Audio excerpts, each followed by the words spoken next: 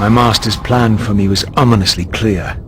Like these mindless hunters, I existed only to fuel him with souls, siphoning their energy to feed him and his wheel of fate. I had to break these bonds, while I still possessed my own will.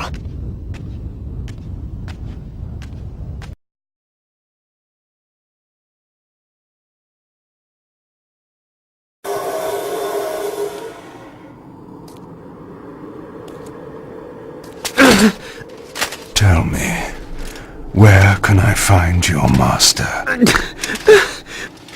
Quickly, Mobius is... in the tower! Good.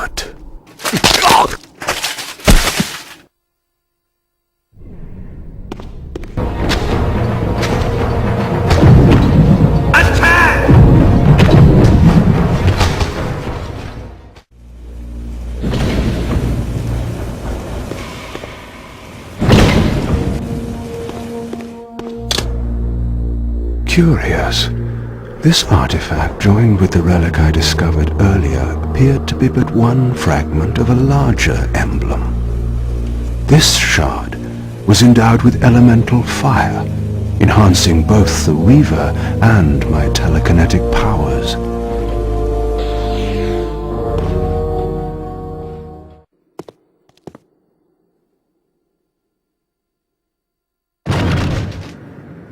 Here you are at last.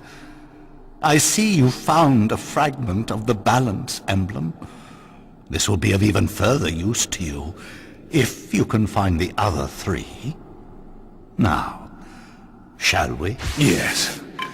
Let us continue our conversation, but on a somewhat different footing.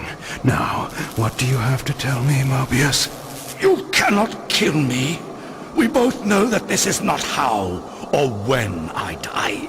Death is not the only possible outcome. Your delusions of fulfilling the vampire's foolish prophecies have badly distorted your judgment. And Raziel is not what you think. You dare imagine what I think. So, you prevented Raziel's soul from entering the Reaver. Do you believe for a moment that by this you have averted your fate? Or his? Or that of Nosgoth itself? Your manipulations are pathetic. Yet Raziel retains his free will, and that's what frightens you, isn't it, Mobius? You cannot see his path, and so you cannot control it. And neither can you. Yes, Raziel is shrouded from us, but we see the ripples of his potential actions, and every path he might choose leads to the same outcome. He will kill you, Kain. In sparing Raziel, you have written your own death sentence. You still have not answered the question I came to ask. Where is Raziel? He is not, in a true sense, here. Not now. Don't try my patience, Mobius. What have you done with him? He is contained. In time, it may be safe to release him. His destiny must be completed. He will enter the sword. But until that time, he is dangerous. Far more dangerous than you could understand. And your incontrovertible evidence? The answers are plain, if you know where to look. Go west of the pillars. There you will find a testament, written in stone. But stones, too, can lie. The pillars of Nosgoth stood pristine against the horizon. To the west, I would find the enlightenment Mobius felt I lacked.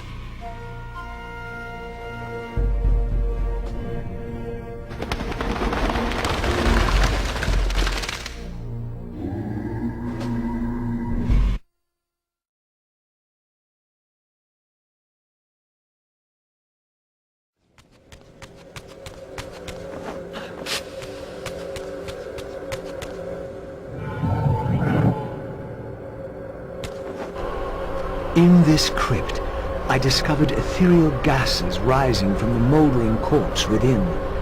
As I neared, I felt a distinct spiritual pull, and the closer I approached, the more that pull intensified.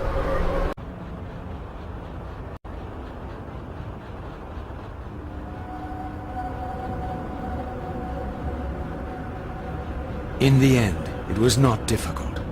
I projected myself down into that tomb and found myself reborn into the material world.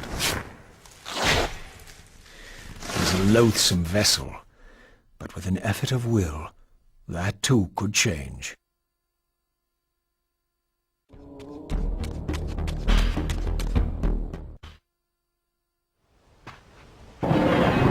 She says she won't go near the place. I tell you, the pillars are haunted. Haunted? I heard a woman's voice talking and moaning, and there was no one there. How many vampires have you killed? And you can't face down one ghost? I knew who these were. Vampire hunters, scouring the countryside, destroying what had once been my kind. My God, what is that? A vampire or a demon? Where? Here. Get him! Quickly! No mercy! Crush him!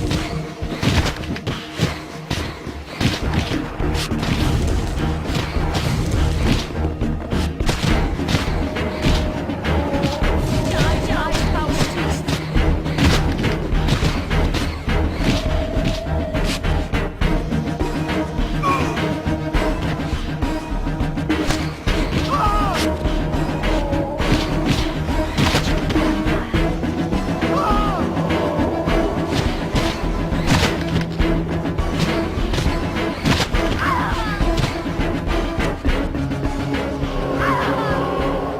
These were Mobius's hunters, mercenaries enlisted in his crusade to exterminate the vampires.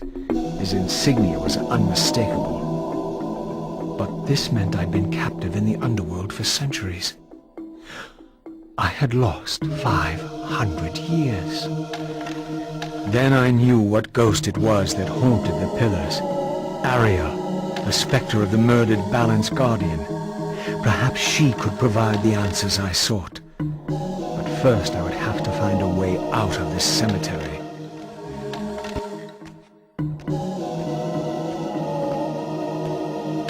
An ancient gate, sealed by the powers of light and darkness, barred the way to the pillars beyond. To depart this place and continue my journey, I would have to find the means to open it.